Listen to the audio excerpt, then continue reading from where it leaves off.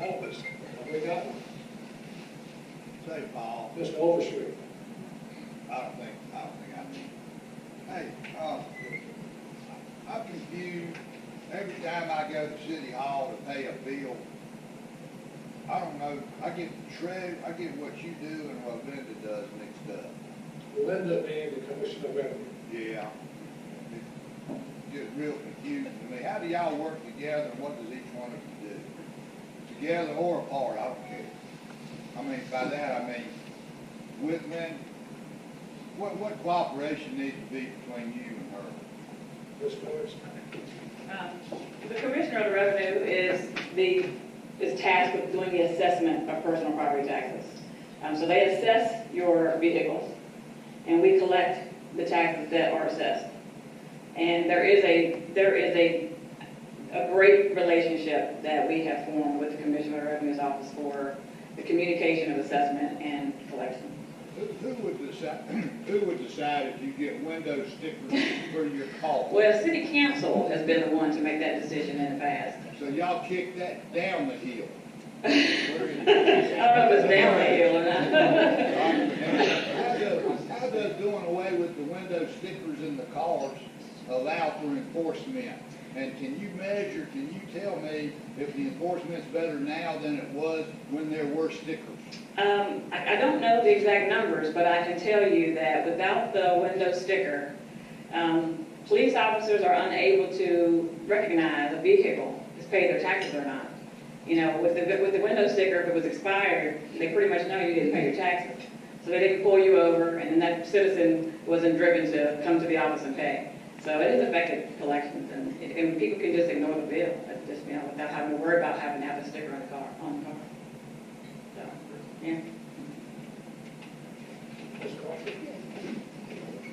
Yes, Ms. Carroll assesses the taxes, and then the treasurer collects the taxes. The treasurer is responsible for the billing, the receiving of those said taxes. Yes. Is there a measurement to tell that you can tell how many taxes are out there as opposed to how many are collected? In other words, she tells you what's due, and then you tell us what's able to be collected. Yes, I'm sure that there is. I'm sure that there is a way to measure that.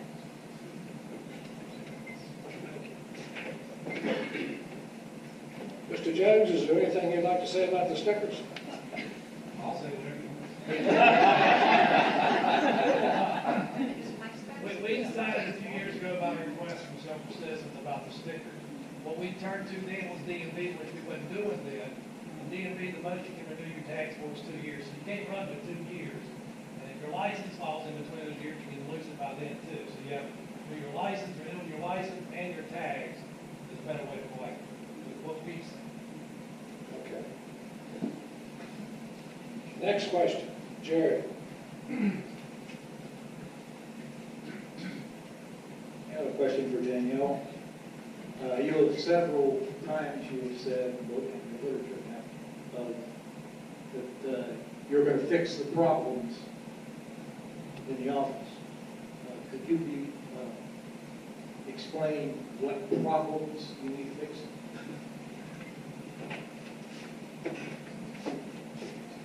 The problem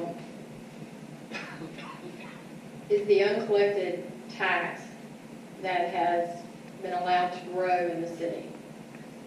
That is the problem. And I plan on fixing that by being the leader, doing the job, and growing the department. So the problem is the delinquent tax that has gone uncollected.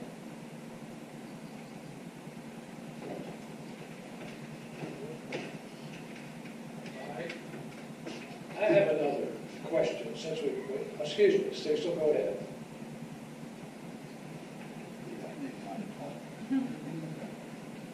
Under the freedom of information, I've requested from the city of Salem a list of past due taxes from the last 12/31/2014, 15, 16, June 30th, 2017. We're looking at over $2 million in past due taxes, and some of them going back several years. So my question to Ms. Flores is, what steps have y'all been taking through the years to collect these taxes before you were pretty well forced into hiring outside legal firms in Roanoke County to collect taxes? Tell me what procedure you've been going through to collect these taxes. I will correct Mr. Jones. I've been in the office for 15 years. We've always done DMV stops. So I don't know, we've always done vehicle withholdings, DMV stops. For real estate, we send out delinquent notices. We reach out to taxpayers, send out letters. And a lot of times, those delinquent taxes are collected during a sale. But there were efforts taking place in the office, but we just, like you said, a couple of years ago, we decided to join forces with OPN law and collect, and we've generated quite a bit of revenue to the city.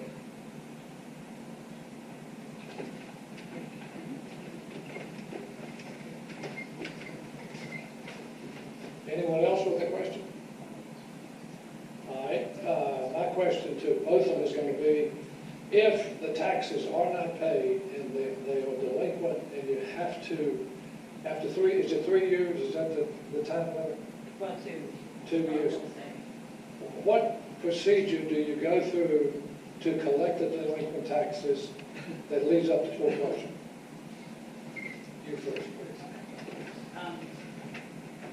The process that we just went through, we turn it over to the law firm that handles it. They send out notices as well. The notices that come from a lawyer are a little bit more, I guess, people respond to those a great bit more than they do for the ones that come from the city. But they will create payment plans. There are several citizens currently on a monthly payment plan, some in court order payment plans. And if citizens do not fulfill those payment plans, then those properties, or even respond to the initial letter, then those properties will end up going into the sale process.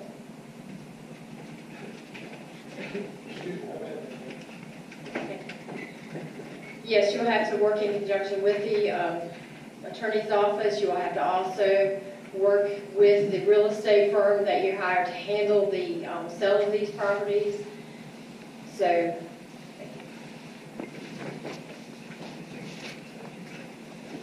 This is going too smooth. We need some questions from the audience.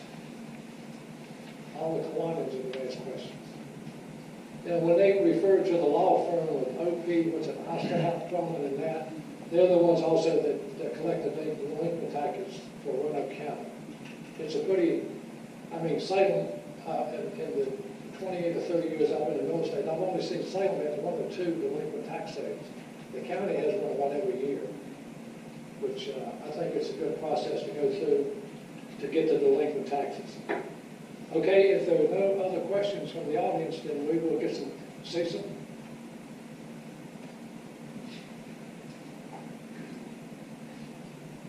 I have a concern, and everyone have to decide whether it's a problem. Nepotism in the office can be a problem to me. In a retired CPA, especially in a financial environment, having family members working in the same office, banks would not allow it, auditors would not allow it, and I'm just questioning, do we have that situation in the city of Salem Treasurer's office?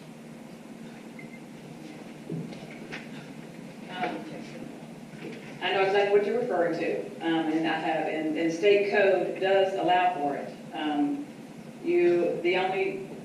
As long as that person is not a dependent, there is no one that is working in the office that is my dependent. If there were someone working in the office that was someone's dependent, which there's not, then you would just simply fill out a form and submit it to the state.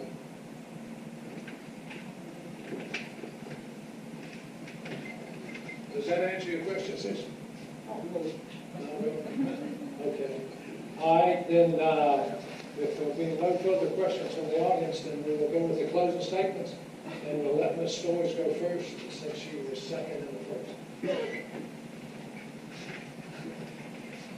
Again, I'd like to thank you for having me today and listening to my talk.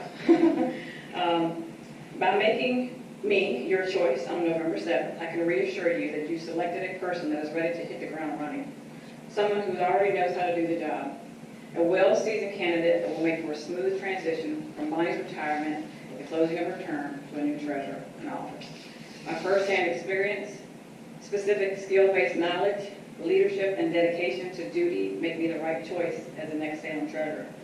From the beginning, as I have embarked upon this campaign trail to get to this point, I prayed and placed this whole campaign in God's hands.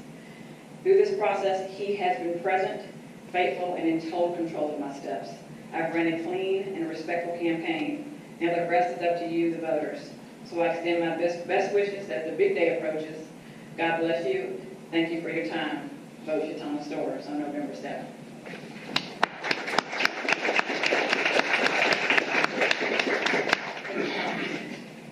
Thank you all for having us today. The delinquent taxes have been allowed to fester and grow for far too long in the city of Salem. As your treasurer, I will take the proactive approach to collecting the delinquent taxes. I will use every remedy possible under the law to improve the collection rate and not allow these delinquent taxes to occur before taking action. I will work with my staff every day to ensure our office performs all duties in compliance with the law of the Commonwealth and state ordinances.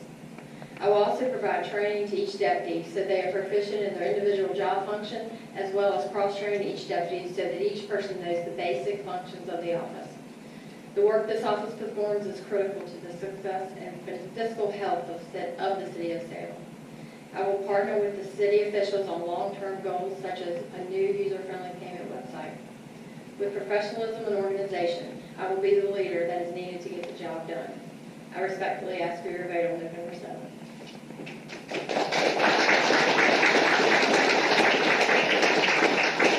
Well, the Kiwanis Club thanks both of you for running. You run a clean, respectful campaign.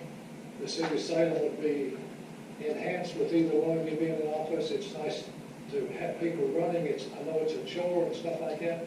The Salem Kiwanis Club thanks all of you for attending. If any of you would like to stick around and ask any questions of either of the candidates, feel free to do so. Jerry, do you have any closing remarks that you'd like to say? No, thank you all for being here, and, to our club members, I hope to see you all next week. Okay. Thank you all for coming, and we're adjourned.